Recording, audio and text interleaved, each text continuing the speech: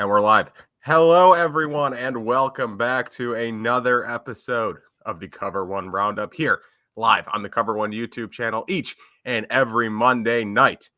My name is Kyle Silagyi. I am joined this and every week by David Fox, and today, in a first for Cover One Roundup, for the first time in Cover One Roundup history, we are covering free agency.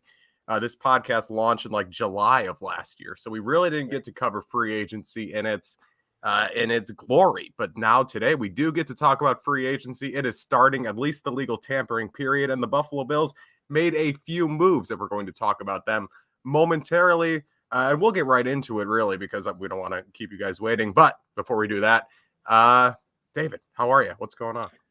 Remember when people were like, hey, Josh Allen is recruiting Christian Kirk to come to Buffalo, and then he signed for a contract for almost $40 million guaranteed over 2 seasons. I mean, what is the NFL doing? What I need to know what the NFL is doing that they think Christian Kirk, who his entire career has basically been built off of bubble screens and designed fade routes to get him open, is worth $40 million over 2 years. We are a minute in and the yelling has already commenced. I was on tilt the moment I saw that contract. I could not believe that actually happened. I was losing my mind at work. Anyway. Well, look, I think it's a possibility that Josh Allen pitched the idea of Christian Kirk, or at least to Christian Kirk, the idea of hey, we're buds, you want to come play? But I mean, I don't think any team should be paying him $18 million a year. Oh. That is why that insanity. Free agency has been wild. This is often called silly season, and oh boy, is it silly. The tight end market is ridiculous right now. CJ Uzomah just got $24 million over 3 years from the Jets, who had otherwise they just paid Braxton Berrios. They paid an offensive lineman, so they're having an interesting little go of things. Yeah. The Dolphins are having a nice free agency, but we're talking about the Bills today. We already have, or people are asking, is Harrison Phillips gone? Okay, this is another thing we have to talk about. Yes. I guarantee some moves will be broken throughout this hour, or knowing us 90 minutes that we're live. Something will happen regarding the Buffalo Bills, whether it be they make a signing or another team signs a former Bill. So if that happens, please let us know in chat. And you will get our live and very good. I've got my phone right here. What happened? I will not be able to see what happens anyway. Even with my phone and being open, I'm still gonna miss something. So please, if somebody sees something, say it. See something, say something. Right. If you see something, say something. We have to have our heads on a swivel here. That's right. And we just have to be ready to go. But look, Robot David, you just sound like an alien there for a couple of seconds. It was quite funny. But yes. So we will, again, you guys come to us for our in-depth and great analysis, and we will be able to get that to you in, incredibly quickly after a signing happens. So I do hope, for our sake, I hope that some fun stuff goes down throughout this hour. But if not, we still have a lot to talk about otherwise. So first, we are going to get into Rodger Saffold here and Tim Settle quite quickly. And the questions everyone's asking, is he taking Harrison Phillips' place? What's his role? What does this mean for Harrison Phillips? We will get into all of that. But first, let's talk a little bit about how they freed up the cap space. Throughout this last week, they've cut John Feliciano, freed up $3 million there. They cut AJ Klein, freed up $5 million. And just today, they freed up $6 million by cutting Daryl Williams. All of these releases are fine. I mean, John Feliciano is a perfectly fine player, but he was injured last year. Actually, when I say perfectly fine, that might be a bit too much of a compliment. He's a replacement level guard. And when you are contending for a Super Bowl, and when you can bring in a guy like Rodger Saffold, well, obviously he's not. Well, I guess he is indirectly replacing John Feliciano. But anyway, would I rather John Feliciano next year or the $3 million in cap space to spend it elsewhere? I think pretty easy. Right. Bean and I share a similar opinion on that.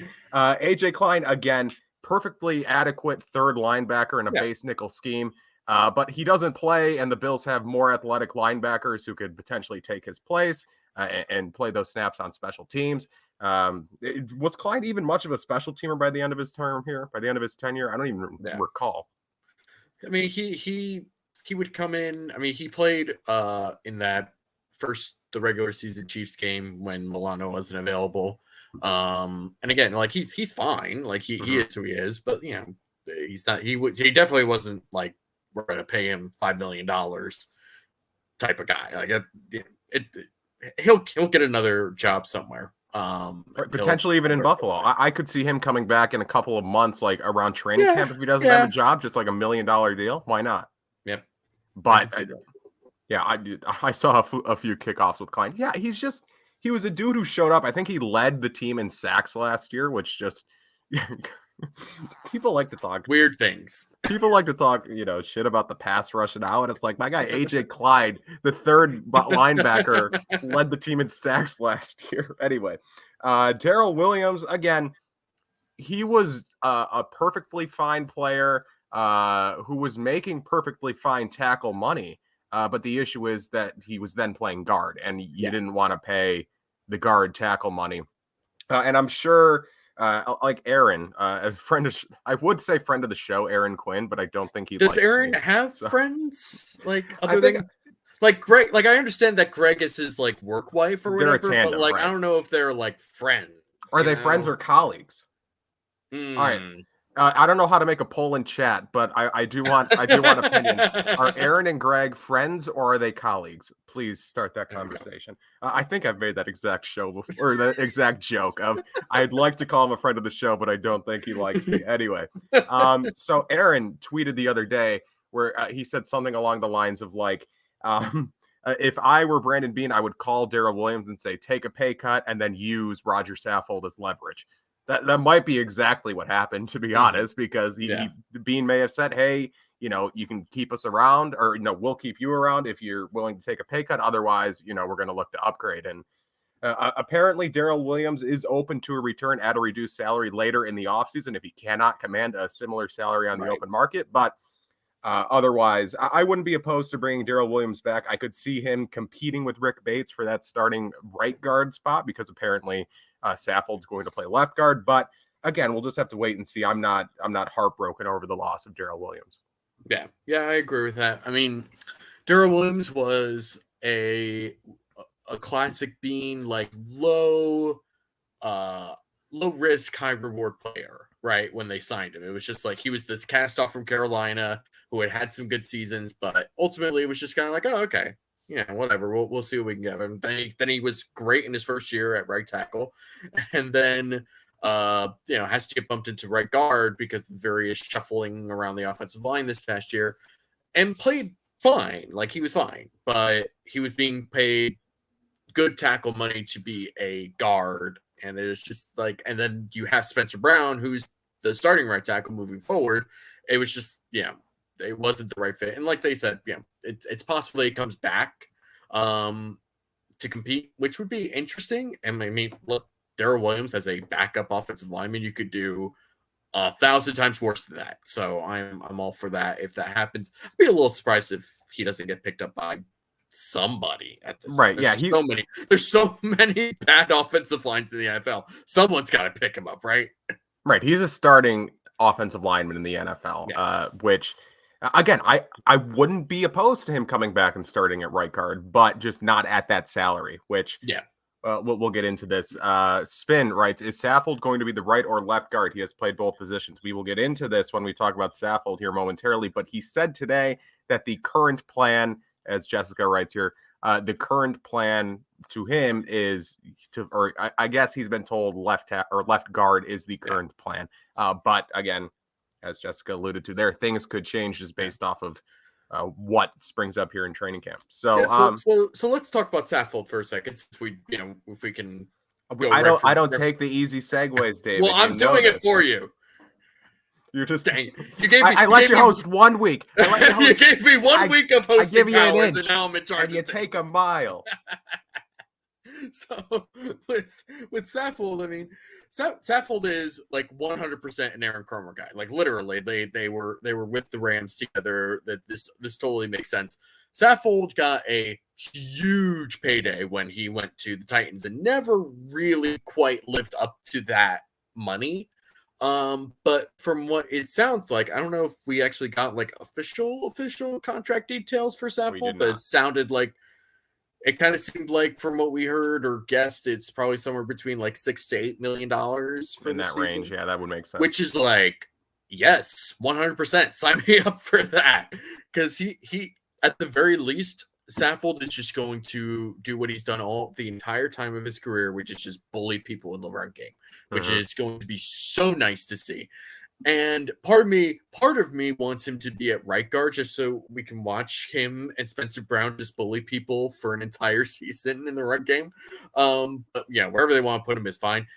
I don't know if I wouldn't call him like a plus level pass protector at guard, but I would say that he is certainly not worse than John Feliciano. So there's that. So I think this is a very clear upgrade for very good money. This is again very classic Brandon Beane type move.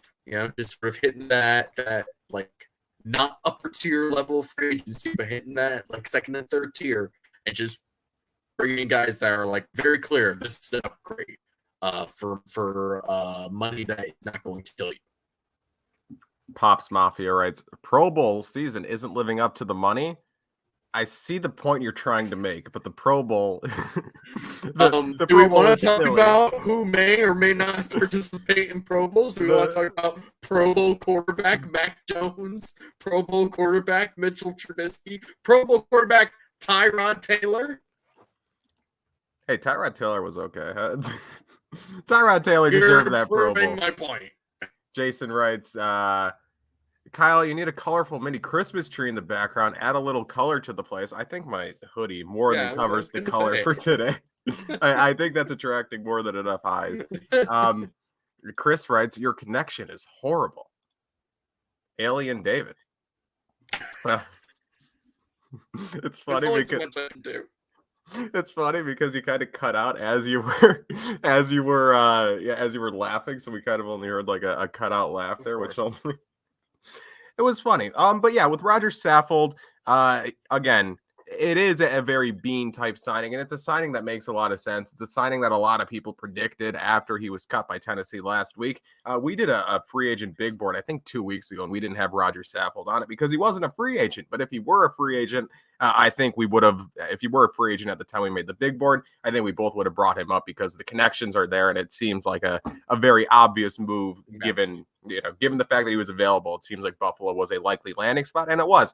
Again, familiar with Aaron Kromer. He was with Kromer for 2 years in LA. Those were two of his better years. He was a second team All-Pro under Kromer in 2017, his first year under Kromer. Again, as the chat has said, he was a Pro Bowler last year, which say what you will about the Pro Bowl, but he got a bonus out of it, I'm sure, which is, hey, good for Rodger Saffold. Get your money, which is what the Bills are giving him now. Looking at his PFF grades, which, people have mixed opinions on PFF, but take it with a grain of salt. Exactly. But a 68.8 grade from PFF last year, which for an offensive lineman is actually good. Like they put a little green icon next to it, indicating that this is actually a pretty good offensive lineman. 44.8 pass block grade, 76.1 run block grade. So as you said, David, he is a run. I guess that's kind of where his prowess is in his game, or that's where his strengths are as a run blocker in run blocking. That makes sense, right? Yeah, I just rephrased what I said, But this is a Bills offensive line that has struggled in run blocking in recent years. Kind of when this offensive line is at its peak, it's because the pass pro has been so good, and the run blocking has just been even when the offensive line is playing well, the run blocking hasn't been great. Now you bring in Rodger Saffold, who is a very good run blocker. I mean, I'm intrigued to see what this does for the line. There are a couple of questions that we have to bring up here. I think we both like the signing, right? Just given everything. One, he's a good player. He's still, I think he's like 30 or something, or he's still relatively young, and he's returning to the coach who got the most out of him. So all of this bodes well on paper for Buffalo. But I have two questions here. One, Do you think this takes the Bills out of the running for a guard in round 1 potentially? If you even think they were in the running initially. And 2, what does this suggest about the Bills' strategy in regards to the backfield this offseason? I I don't know how strongly the Bills were considering interior offensive line to begin with in round 1. But I definitely think that Rodger Saffold, I mean, it was a couple hours in between Daryl Williams getting released and Rodger Saffold getting signed. In that 2 hour, 3 hour window was the time where you might consider interior offensive line as a major need. And then it was like, all right, Rodger Saffold's there. All right, so we're fine. But I think that's I can't see that actually happening like as first round pick. First round's a lot for a guard. I can't see that happening. Not with what they have right now. As far as this goes for the run game, there's no other way to put it. There's probably other people, especially in a part of cover 1, that can go into the technical details of like what exactly this might open up, what exactly this might mean moving forward for guys like Singletary and Moss, etc.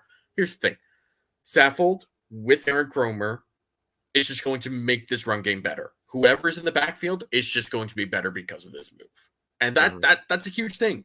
Like there's a difference between like when we talk about running the ball, especially for a team like the Bills who really have dedicated so much to being a pass first offense. The idea of running the ball can be sort of, or wanting to run the ball more or more effectively is sort of issue. It's like, there's just, going back to like old school, ground and pound type of offense. Like, no, I mean, sort of, but not really. Like, all we're trying to do is just give that extra type of punch to the offense that has been missing the last couple of years. Like, that's just reality. Like, if or when your pass game is not working, you need to be able to lean on the run game.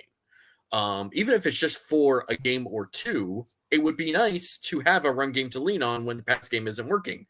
I mean, imagine if, like, in that Jacksonville game, let's say, that Singletary and Moss were actually getting good yards while Josh Allen was struggling to get past Jacksonville's Josh Allen, right? Like, what maybe that's a win instead of a horrifying, disgusting, terrible loss. But I ultimately, like, having that extra counter in the run game it's so important. Again, and it goes back to what the Bills were looking to try to do in the previous offseason, which was not to run the ball more, but just to run the ball better when they ran the ball. And the other thing is running the ball with the running backs better, because Josh Allen was the best rushing threat on this team last year. Easily. Now you can sort of sit there and say, okay, if Singletary continues to play as well as he did at the end of the season, with this new offensive line coach and this Rodger Saffold next to Dawkins and Morse and presumably Rick Bates and then Spencer Brown, I mean, this is going to make Josh Allen's life so much easier, not because of anything to do directly with the pass game, but because the run game can do what it's supposed to do. And he doesn't have to then carry all of that on his shoulders and his back and his legs. Right. This has the makings, just on paper right now, this has the makings, even with a question mark at right guard. It looks like this is going to be a good offensive line, not even just an improved, well, obviously an improved offensive line. It'll be improved. Yeah. Also a good offensive line with Cromer.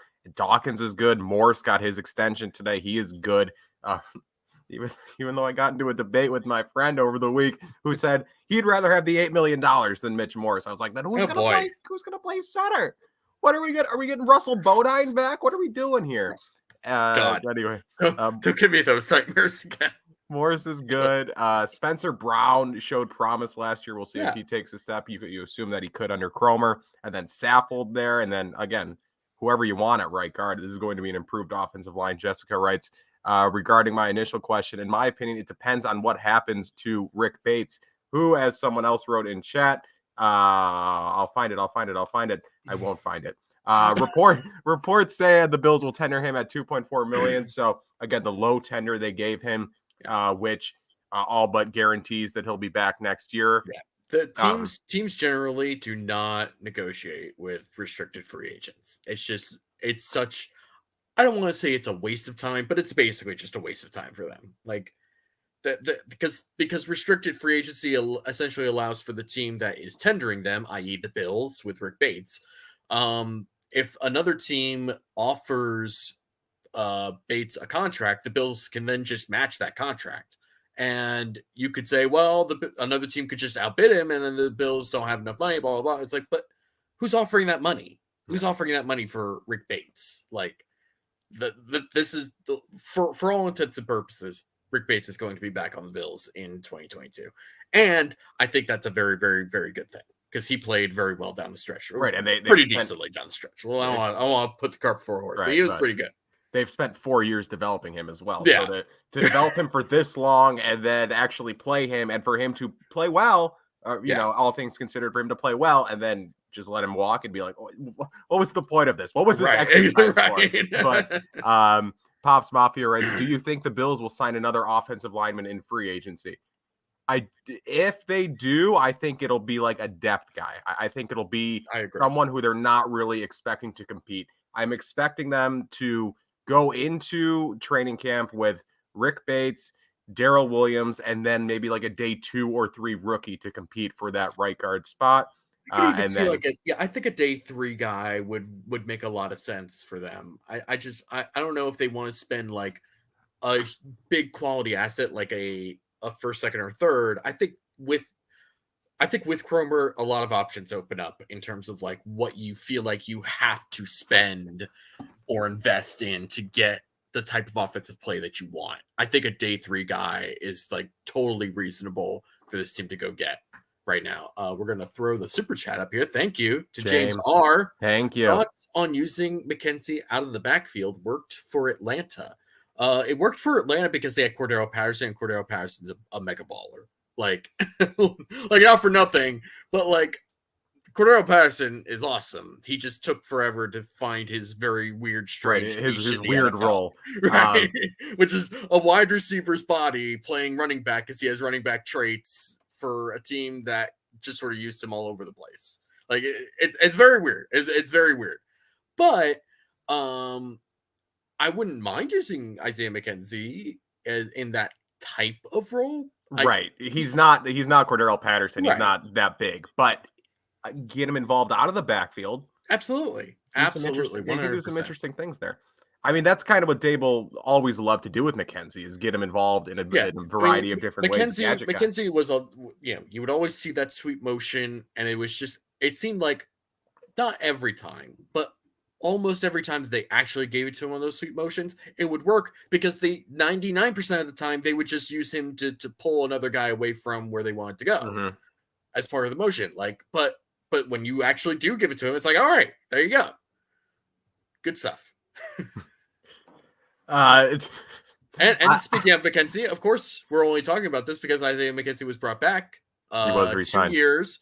I believe the base is like what, 4.4 million or something like that, with a potential maximum of like 8 million, with incentives. And everyone freaked out yesterday when they reported that 2 years, 8 million. Yeah. That's why we gotta wait. But yeah, I mean, I did not expect Isaiah McKenzie to come back. Just in general, especially not at this contract. I'm not saying this is like a great contract or anything, but it's a perfectly acceptable fine. Isaiah McKenzie contract. But I mean, I guess it makes sense. I thought he was going to go to New York, man. I mean, that's kind of always me too. Been I was so convinced that, like, of course Brian Daboll is going to take like one of his favorite guys with him to the Giants, right? Like that just made sense. But you know, the Giants are also kind of in a weird logjam with their receivers, and they kind of need to figure out what they're going to do with it. So yeah, and they have a whole bunch of other cap issues as well, and a whole other bunch of things to try and figure out before they get to like, hey, can we bring this guy in so I can use him on jet sweeps every once in a while? Right. They're not a good enough team to have Isaiah McKenzie yet. You don't get the luxury of Isaiah McKenzie if you're a bad football team. But no, that was a good press conference from Isaiah McKenzie today. Essentially said, like, I'm a loyal guy, and the Bills have been loyal to me, which they have been. A waiver claim in 2018, and he's still around. A season where like none of the receivers were good. Like none of them. The receivers that started the year didn't even make it till like halfway through the year. Like, no, yeah. They were like, Kelvin Benjamin, get out. And like they brought in Isaiah McKenzie because it was like, oh my God, we need something here. We need something to go right here. They got burned by Tariq Cohen on special teams, and Brandon Beane was like, I want one of those. I want a Tariq Cohen. And so I got the short guy from the Broncos practice squad who also plays special teams. That's right. And look who still has a job, Isaiah McKenzie. You love to see it, man. And Tariq Cohen available at free agent right now. Brandon Beane can get his Tariq Cohen in the form of Tariq Cohen. Watch, that's reporting. That's Big J journalism from us. But no, yeah, Isaiah McKenzie's cool. Also, Jake Kumerow's back. That's the one restructure or re-signing we haven't talked about. I do want to talk about the run game here because I do think the signing of using Isaiah McKenzie as a segue into the run game, awesome.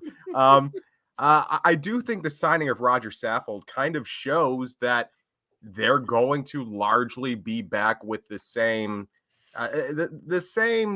duo, I guess, with Singletary and Moss. I do think they draft a guy on day 3 because there are a lot of good running backs in this draft, a lot of whom will be available on day 3. So I do think they add one of those, but add one of those day 3 backs. But I do think Singletary is going to be the lead back next year. You saw at the end of last year when the offensive line started to play well, when the offensive line started to finally click and gel, Devin Singletary was playing the best football that he's played in years.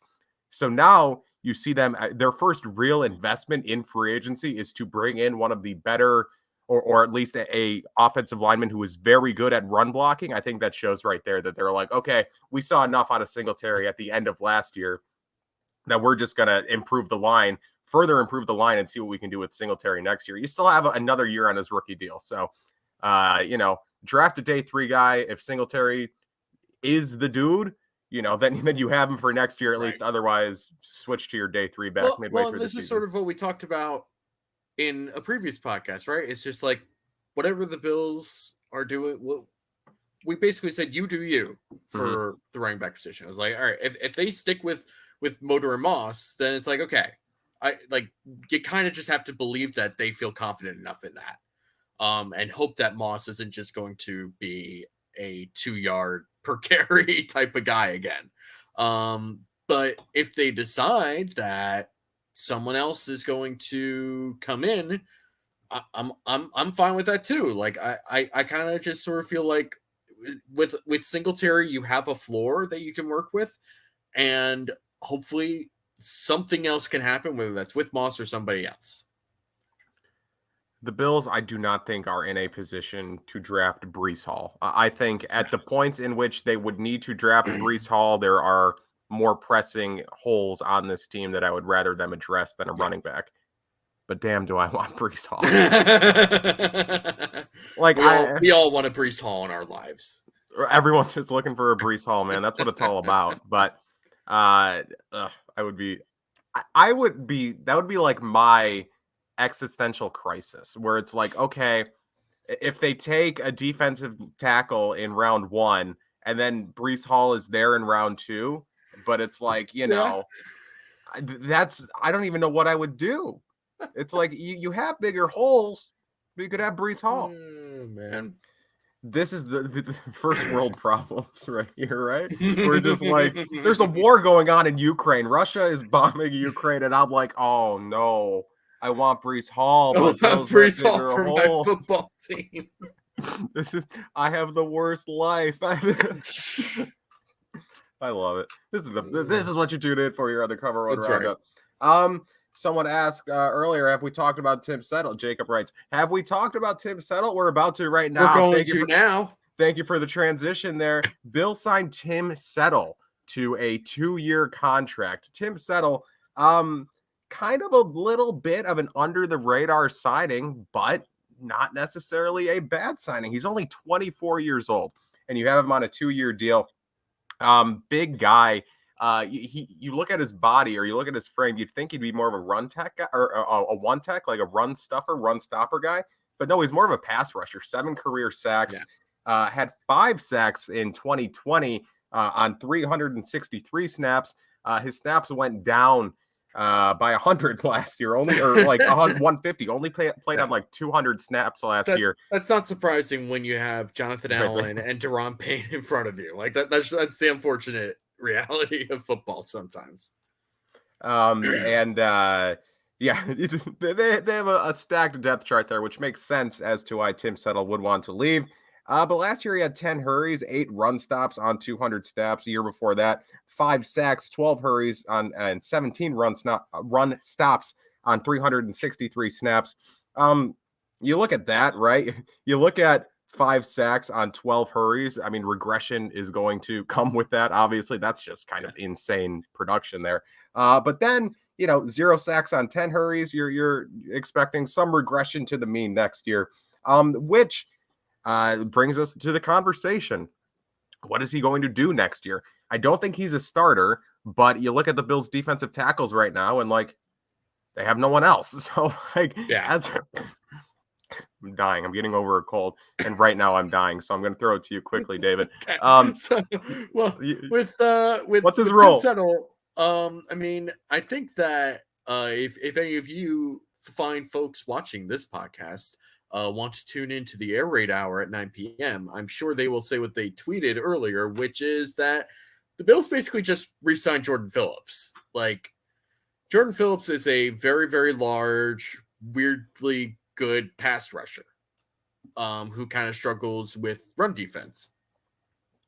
That's Tim Settle. Is he an upgrade from Butler? Some trash cans would have been an upgrade from Vernon Butler because they would have gotten in the way of something. Tim Settle wasn't like, he's not a big giant. Like, I mean, he is a big giant. He basically is. But he wasn't on everybody's like free agent priority board. I'm kind of lukewarm on this because I was kind of lukewarm about Jordan Phillips when he was here. So I was kind of, when I saw the Air Raid guys say that, they just signed Jordan Phillips, like, okay, this makes sense why I'm kind of just like iffy on this, because I was iffy on Jordan Phillips. But I mean, depending on the money, which it doesn't sound like is going to be all that much, this is probably fine. I mean, he's a solid player, and it's always good to have that pass rush from the interior, right? Because that's how you force guys to go one way or the other in the pocket. And now you're looking at Jerry Hughes and Greg Rousseau. Well, I shouldn't say Jerry Hughes; he's still a free agent. Not yet. But you have at least Greg Rousseau. When you talk about Jerry Hughes. I do know that Greg Rousseau is on this team, and that would be, I think that'll help with overall sack production. It's just getting some of that extra pressure up the interior. As far as how this affects Harrison Phillips and all that, people are saying like, oh, this means he's out. This means he's out. I don't see that. Like, I don't really believe that. I think that Harrison Phillips, first of all, I have not seen Harrison Phillips linked to any team at all. Is he a free agent? Harrison Phillips is an unrestricted free agent right now. He is free to do. I read Jordan Phillips in chat. I was like, what? No, Harrison Phillips is currently a free agent. Yeah. So, Harrison Phillips is free to do whatever he wants to do. And so far, he hasn't done anything. At least as far as either his camp is very, very secretive, which would be the first time an agent has ever been like subtle about modest about his client. Right? Yeah. He's fine. He's okay. I don't know. It kind of seems like the Bills obviously I think would like him back. I don't know that he's going to. I don't know what his market seems to be. I don't know if anybody's really interested in him right now, and I don't know why they're not interested. I would like to think that he's a really good player. So to me, it doesn't seem like this is we can't get Harrison Phillips back, so we brought in Tim Settle. This is, we brought in Tim Settle because we think we could do more with Tim Settle than Washington did. Or we think we can give him a better chance to do something. Or put him in a better, give him more opportunities. Yeah. So, and Tim Settle's still going to be working in a rotation because the Bills rotate their defensive tackles. They rotate all of their defensive linemen, probably more than any other NFL team. But I do think this is not a we're out on Harrison Phillips. I think very strongly that Harrison Phillips is in the conversation still. While I don't think this also affects Star Lotulelei directly, I think that if Harrison Phillips does come back, that might just mean that they're out completely on Star, and like in my opinion, they probably should just be out on Star Lotulelei anyway. Right? Yeah. But, I agree. I was shocked when I looked at the roster earlier, and I was like, oh, they haven't cut Star yet. Interesting. Or he hasn't retired. Yeah, I don't know what their plan is there. I don't know if they just really, really like Star Lotulelei or not, but we'll see. Nothing yet on yes. Any word on Levi? He said he put an Instagram post on yesterday, or the other day, where it was just something along the lines of like it's business or something like that, which would lead you to believe.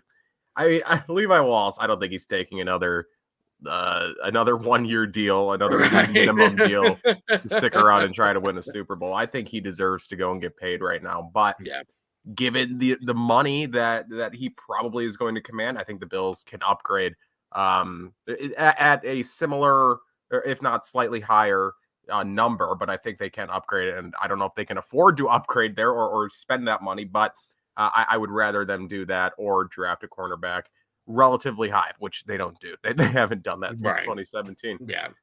Zachary writes about Tim Settle. He is a steal. Tim Settle, sorry. He is a steal. Watch your game film. Settle is a big upgrade. Young, athletic, and only regressed because of Payne and Allen popping. We got a steal there, David. A steal with like 7 exclamation points. Steal. How do you feel about that? After reading that, how do you feel? Pretty much the same. I appreciate the passion. Always bring the passion when you're in the chat here, but he's gonna make noise. No, I think he could. Given if the Jordan Phillips comps. Well, one, I have seen a lot of that sentiment on Twitter. I did see a lot of Washington Commanders fans say stuff along the lines of like, yeah, he's good. He just didn't have the opportunities here really to play, given again the reasons listed there and said earlier. But if the comps to Jordan Phillips, or not even the comps to him as a player, but just that type of role of that bigger pass rushing defensive tackle who really didn't get his opportunity to shine in his former team coming in here. And again, given the heavy rotation, I mean, if Tim Settle is the player that people are saying he is, then yeah, he's going to have opportunities to shine, going to have opportunities to perform, and that will result in him probably much like Jordan Phillips performing and then going off and getting a bigger deal in 2 years. But we'll take the 2 years of production here, I guess. Yeah, I'm solid with Tim Settle. Yeah, I don't have any particularly strong feelings one way or the other. So cool. If Star retires, does he have a dead cap penalty? I do believe so. Yes, the dead cap. I think with retiring, it's more or less essentially like if you were just cut pre-June 1st, I think is how that plays out. We need Greg. We do need Greg. Someone tag Greg on Twitter with this question. He'll answer it. I guarantee you. Before I joined Cover One, I was under the impression that Greg was just like waiting in the waiting room of every show. Like Greg was just kind of like Batman, and then you threw up the bat symbol and you would add him in and he would be there to fix everything and answer all your questions. That's not it. He was for like 1 or 2 shows of ours. He was just kind of waiting and helping us out, but no longer.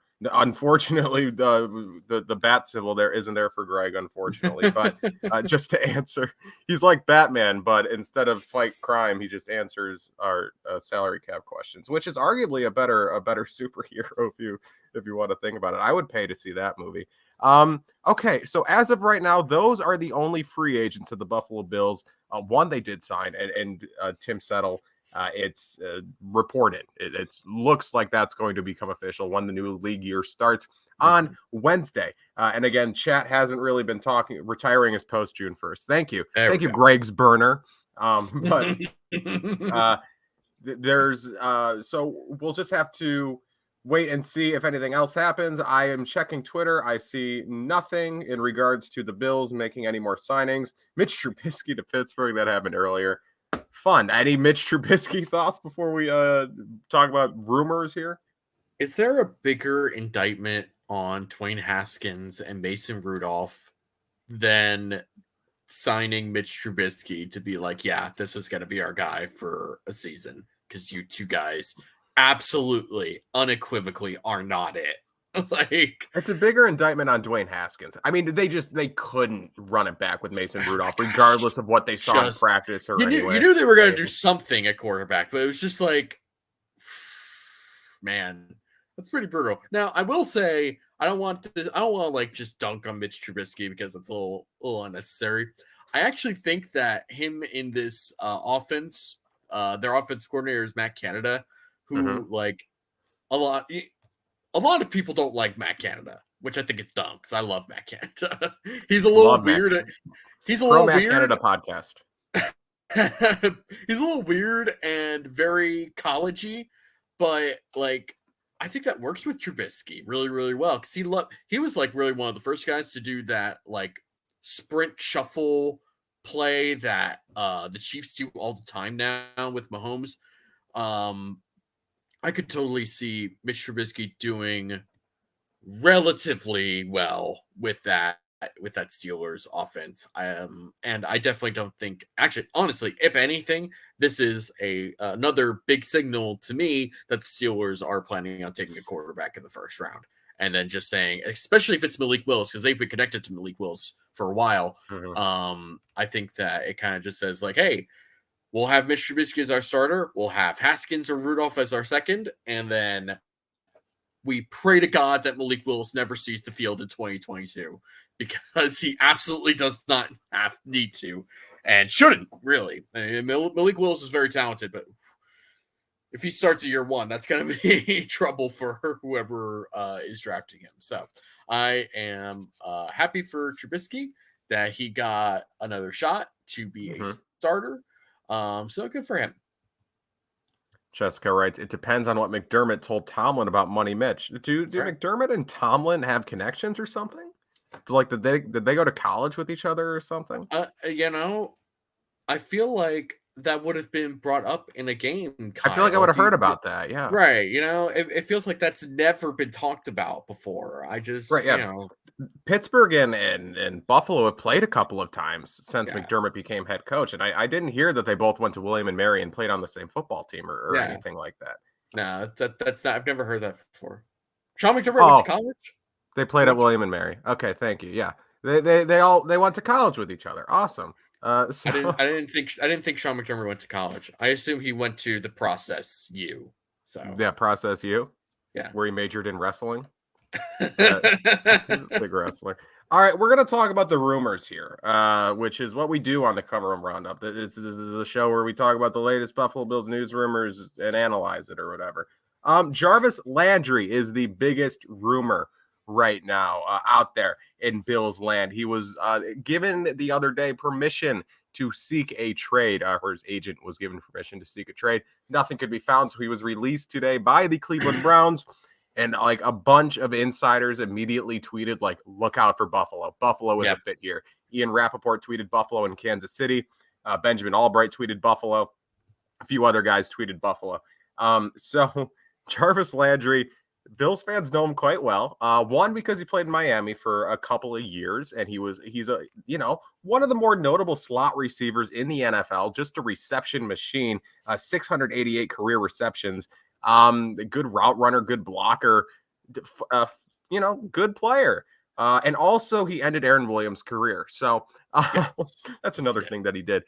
So David, just what are your thoughts on Jarvis Landry as a player, and how would you feel if the Bills ultimately do sign him?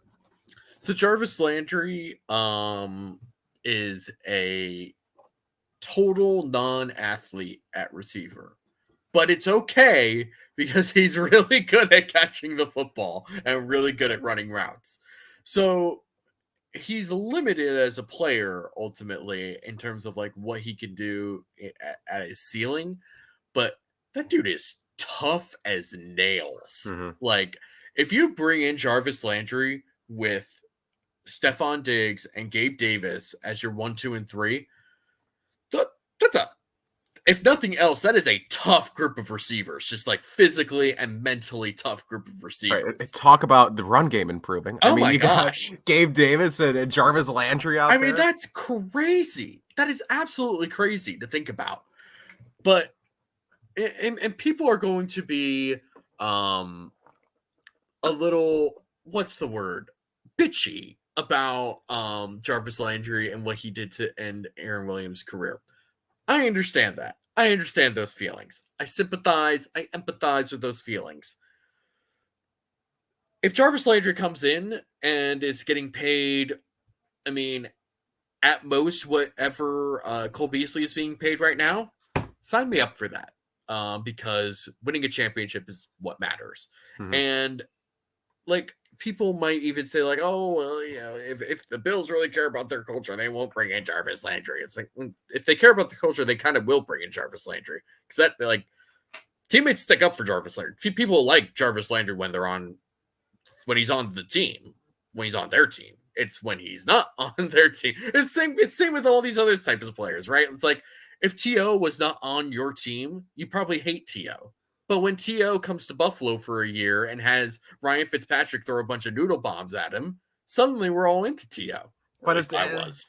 Well, I was at least. Yeah. As a child, I loved T.O. I was all in on T.O. But it's different to an extent because I think they're hated for different reasons. Where it was like with T.O., it was like you're a prima donna, whereas with Jarvis Landry, it's like this guy sucks. But like this guy stinks. I don't like him. It's like Jarvis Landry, I would say, is like akin to like an enforcer in hockey.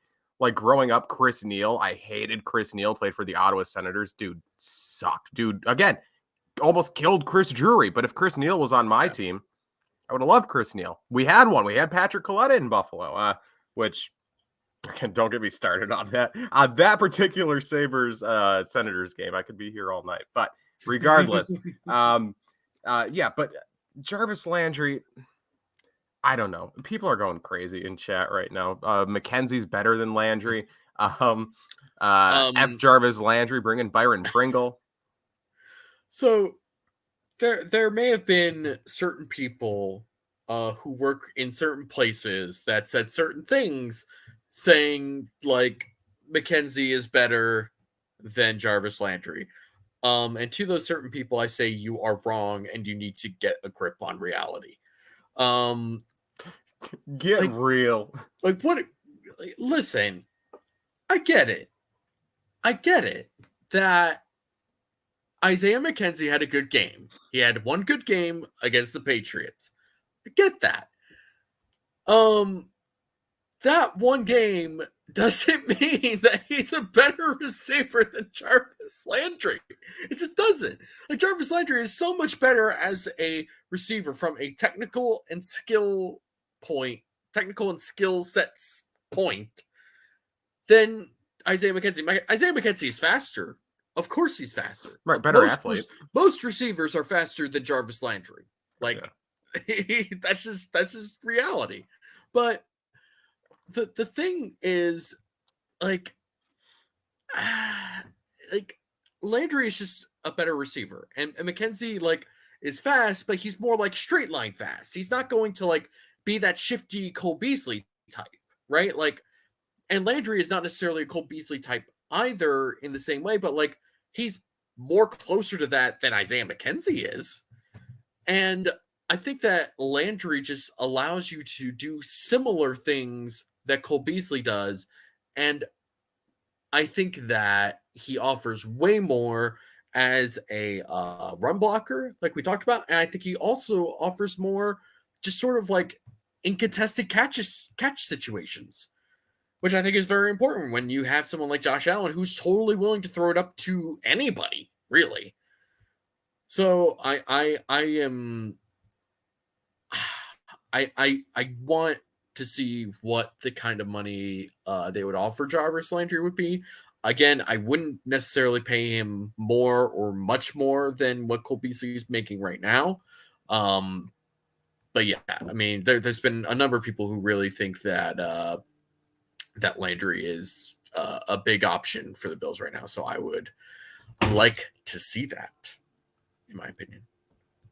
Eddie writes, I think regarding McKenzie, they need to feed him the ball more, you idiots. Shaking my head. All right, here's my opinion, which is everyone's been clamoring for it. Everyone wants to know what Kyle's opinion. It's why we're here. McKenzie.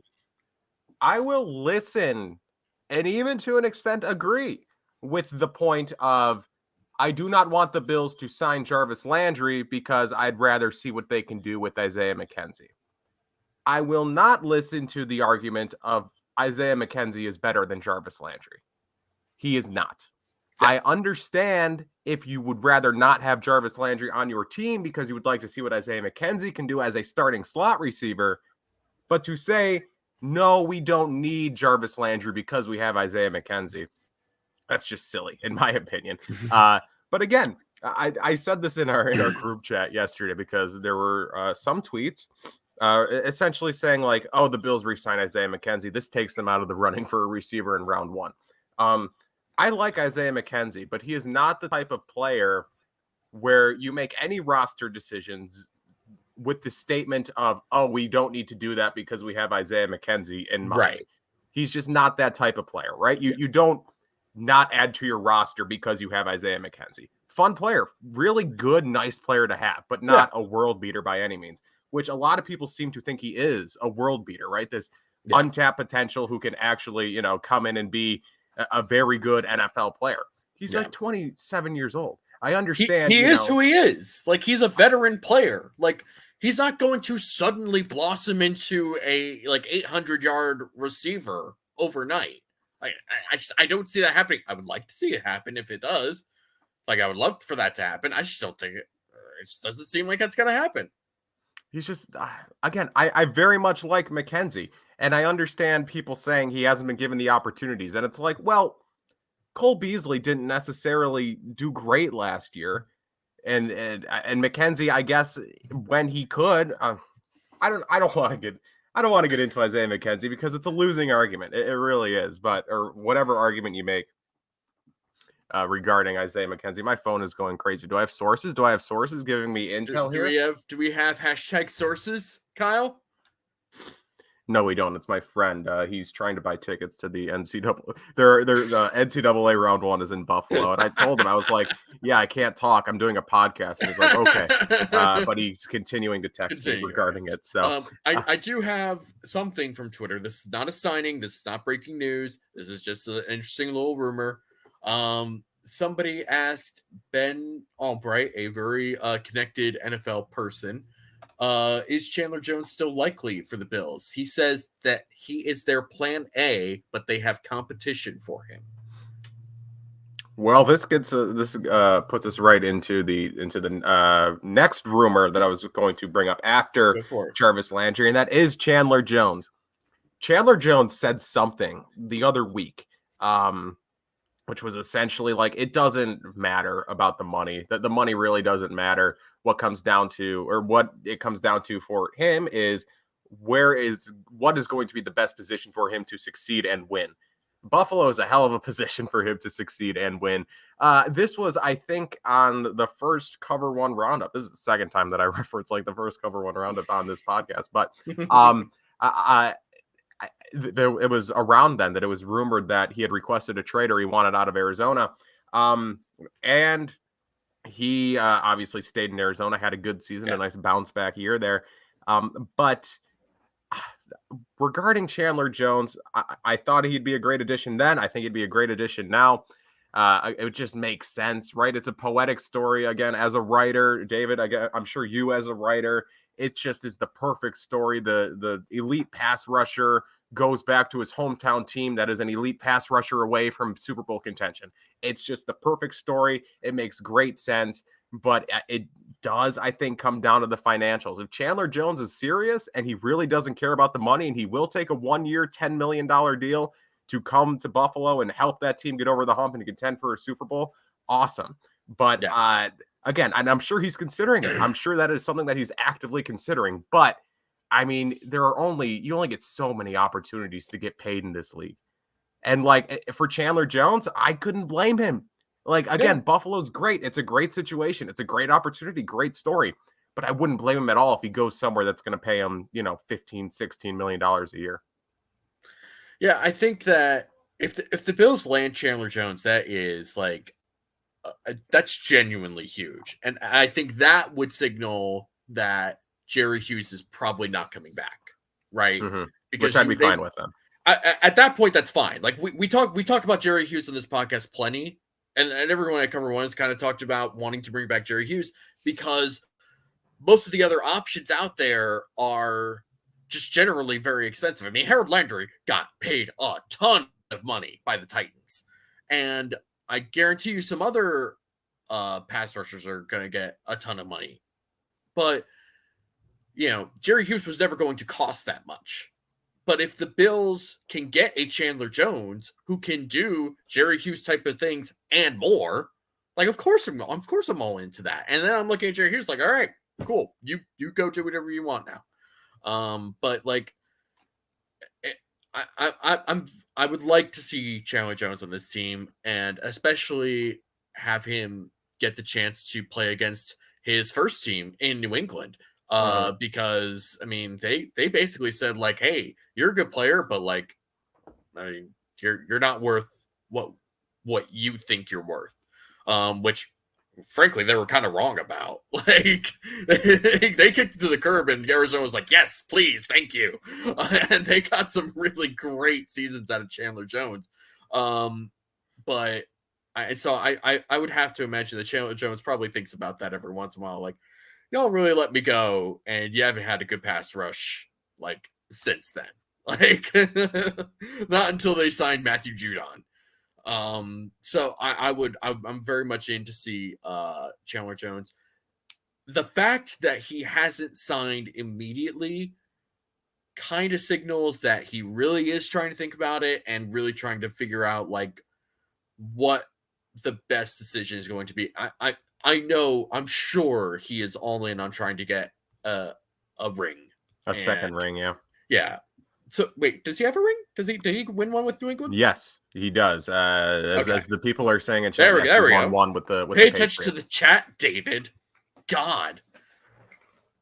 So yeah, I would think he wants another shot at a championship. But if another team, if another team's gonna like completely throw the bag at him, I mean that would be hard to say no to as well.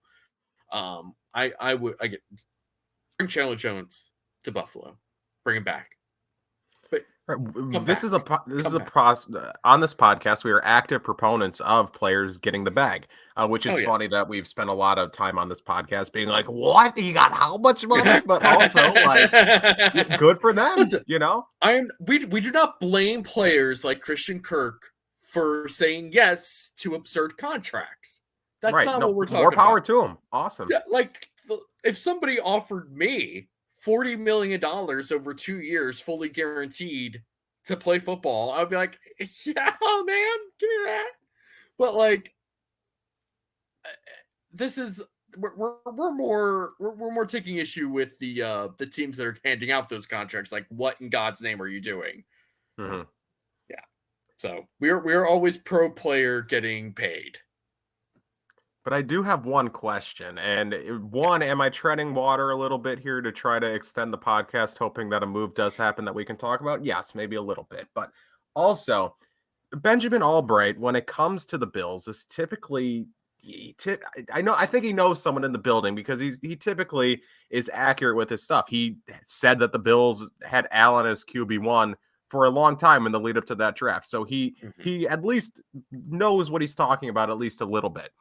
If Chandler and that's important because like there's not a lot of leaks that come out of this particular regime. Mm-hmm. So I think that like him saying that Chandler Jones is plan A for them, like I 100% believe that. Sorry. Right. And then the next year he said that their plan for the draft was hope Ed Oliver falls to 9, which is exactly what they did, and got that call in immediately after Ed Oliver fell to 9. There's a video of that of Brandon Beane just being like, okay, yeah, we're getting that in immediately. But so yeah, Benjamin Albright, relatively credible source when it comes to the Bills. If Chandler Jones really is their plan A, and he requested a trade last year, what was Arizona asking for him? What was Arizona asking for a trade? If they just let him walk at the end of the year, obviously they thought they could have re-signed him, or they probably figured that they could have re-signed him and couldn't, obviously, because he's a free agent now. Right. But what were they asking for him that the Bills, who have now kind of centered their offseason, it looks like, if he's their plan A, has centered their offseason around potentially bringing in Chandler Jones? You got to believe they would have at least kicked the tires on a trade last season when he requested it. You would think. So what was the asking price? It must have been pretty high. And honestly, like, I don't really totally understand what Steve Keim does in Arizona or why he still has a job there. But I mean, they must have been like, oh yeah, he's available. But we're never ever going to trade him because our asking price is like deliberately too much. Like, I don't really get like why. Well, I don't really get it. I just don't get it. I don't get it. I don't get Arizona. Maybe it was Chandler Jones not wanting to sign a long-term extension on the spot. I don't know. This is all just speculation. Yeah, maybe. I don't know.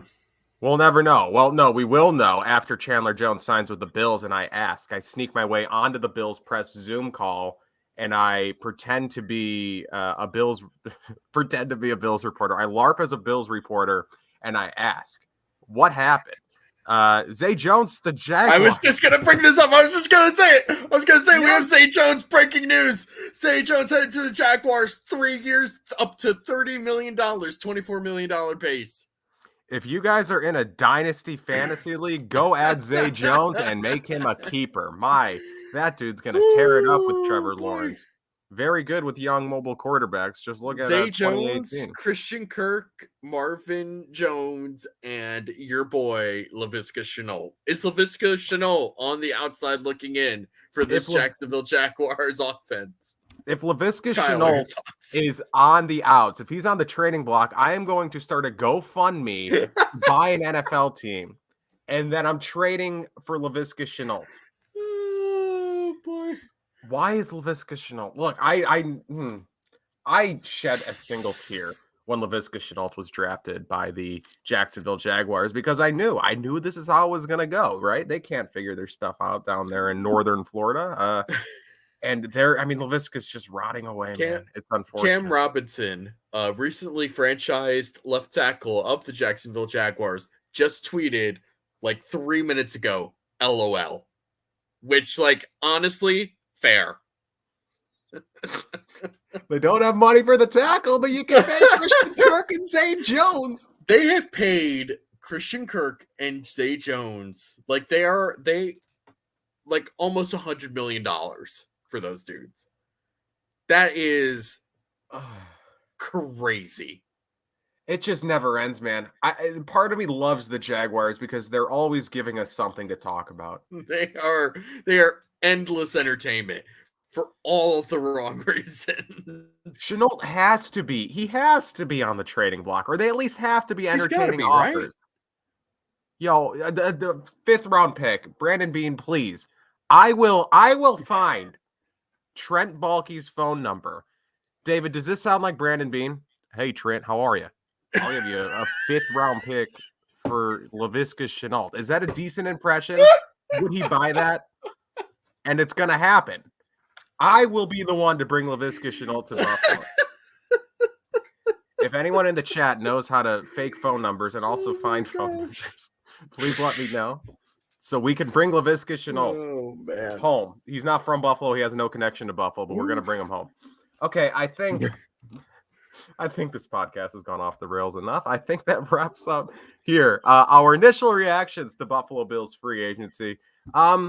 Depending on what happens throughout this next week, because again, a lot of stuff could happen, and also not a lot of stuff could happen. So if the Buffalo Bills make a lot of stuff could happen in like 30 seconds after we end this podcast, which which is going to happen so on brand for us. Which is why I'm trying to kind of extend it a little bit here, which is why I'm doing Brandon Bean impressions to try to buy some time for them. I'm trying to buy them time to make moves, but I don't think it's going to happen. But regardless, if they make a few splash signings or moves or any moves really throughout the week, I'm sure next week we will dedicate it to talking about that. But if they don't, if they just make a few like B or C level signings, we might do a live mock draft next week.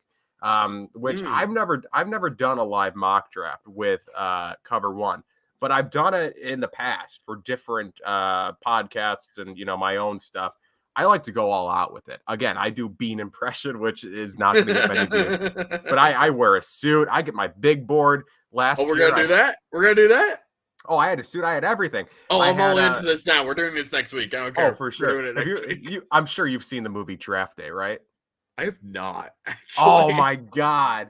Well, because that's exactly why. That is exactly why I've not seen that movie. It's an incredible movie. So there's a scene where, or the whole movie is about the politics behind an NFL franchise, right? Portrayed epically and wonderfully by Kevin Costner from Waterworld. Great film too. But Kevin Costner. He trades for the first overall pick. He's at like 7 or 6, maybe. Mm-hmm. He's in or he wants this linebacker named Vontae Mack, who's going to be there for him at 6 or 7. Oh. And he wants to draft a linebacker first overall. Well, he does. He trades Kevin Costner, what are you doing? He trades draft value, man. He trades up to quarterback spot with Bo Callahan.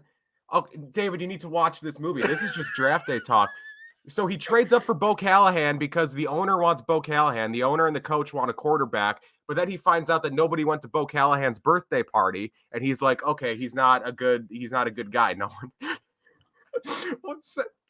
Talking about the plot out loud sounds crazy, but he finds out that nobody went to Bo Callahan's birthday party. So then he ends up taking Vontae Mack anyway, and then he leaves the war room, and everyone's like, "What are you doing? Why'd you take Vontae Mack?" And he had a Post-it note that he wrote earlier in the movie, and the Post-it note says Vontae Mack, no matter what. And it's this emotional moment of him, he gets the guy that he wants, and then they throw out the trade value chart. He trades the 6th overall pick for like 2-3 second-round picks or something like that. He does some crazy shit, but he ends up with Vontae Mack, a running back, and a special teamer. It's a wild movie. Wow. Regardless, so the point I'm trying to make is last year during this Twitch stream, I had a Post-it note that's Travis Etienne no matter what, but we didn't get to Travis Etienne. Travis Etienne went before we had the opportunity to draft him. Everyone's going crazy about me giving spoilers for a 10-year-old movie. I agree. I should have given a spoiler warning. It's the type of movie where you just need to, like, regardless of knowing the outcome, it's just such a stupid and absurd enough movie that like knowing what happens now. Like the owner of the Cleveland Browns. I need to see the process of a general manager played by Kevin Costner. It's an incredible convincing movie. Himself that it's worth trading picks to get to 1st overall to draft a linebacker. That is awesome. That he could have had he just stayed put. Ooh. Well, so there are character concerns regarding it's like the opposite of Moneyball is what I'm hearing. That's what I got from that. This is the opposite of this is the kiddie pool version of Moneyball. Right. Give me 5 minutes and then fire me. Yes, Costner helps out the rookie Jags GM. Yes, he trades. Oh, I don't even remember the specifics of the trade, but he makes like these ridiculous trades. And there's a line. So the Browns GM, the air raid hour, they are lucky that we are not pushing up against the clock, because I'm sorry, I would run into 9 o'clock to describe the plot of Draft Day. I would do it. Sorry, it has to be done. So yeah, the coach quits, and the owner is in New York to welcome Bo Callahan to Cleveland, and then he drafts Vontae Mack, and then before pick 6, the owner is back in Cleveland to confront Kevin Costner. Some weird, flight. I don't know how that worked, but he ended up back in Cleveland very quickly. And so he's about to fire Kevin Costner, if I remember this correctly. And he's like, oh, I'm going to, then Kevin Costner says, give me 5 minutes and then fire me. And then he makes even stupider trades. Is Russ Brandon in this movie? He might be, now that I think about it. Oh my God, is Russ Brandon in? Hold on. Now I have to Google it. That's a realistic possibility. This has almost because nothing to do with... My brain isn't immediately saying no. So it might be... No, I don't think Russ Brandon as Self is in Draft Day? The scene features Bill's CEO and President Russ Brandon in an office taking a call from Kevin Costner, general manager of the Browns. We're watching this movie. I don't care. I need to figure out where this movie is. Do a live watch. I might watch it tonight. It's an incredible movie. Vontae Mack, no matter what. All right. That's it. That's the end of the podcast. That's a good movie. Bo Callahan, baby. We spent 5 minutes talking about Draft Day. There is a scene at One Bill Sharp. Yeah, because it was supposed to be about the Bills. The movie was supposed to be about the Bills. And then there was like, okay, we're going to film it in Cleveland because it's cheaper, but it's still going to be about the Bills. And then some genius was like, wait, they have an NFL team in Cleveland. We can just do Browns. and they made it about the Browns. But yeah, great film. The Seahawks are even stupider in there. Just watch the movie, David. No, we're going to watch the movie. I'm going to watch the movie. I'm going to figure out how to watch this movie. This is great. Great content here. 200 people watch this podcast to see us. We did drop about 70 viewers in the Draft Day talk, but 200 people stuck around, and I appreciate that. So thank you guys for listening. We will be back next week to discuss. We'll probably do the mock draft next week because regardless of when Chandler Jones or whoever the Bills signed, Cover One will have you covered on their numerous other podcasts. Just got a new podcast there on Friday, so make sure to check that out, and all the other great shows that we have here on the Cover One Podcast Network. Make sure to subscribe to the Cover One Podcast feeds, also on iTunes, and leave reviews if you feel so inclined. Make sure to check out Cover One Premium if you are interested. There you will have access to the Cover One Premium Slack, where you will have, again, more access to exclusive content. And also, you'll be able to talk to us and a bunch of other Bills fans all the time about a variety of different topics. It's a great time. Always fun stuff going on over there in the Slack. I think that wraps it up on plugs. Just check out cover1.net. David, where can people follow you? Y'all can see my lukewarm and odd and sometimes yelling takes at DFoxy on Twitter, at DFAUXY. Where can the people find you, Kyle? You can find me watching Draft Day again. I did not realize that the Draft Day community was so strong. I love it. You can follow me on Twitter at Kyle Silagyi. Just one last check here on Twitter to see if anything's happened. Have we missed anything? I don't see anything. Tim Settle confirmed Buffalo. I think that wraps it up. Oh, Tom Brady's back. Okay. Breaking news. Tom Brady unretired. Thank you guys for watching. We'll talk to you next week. Bye-bye.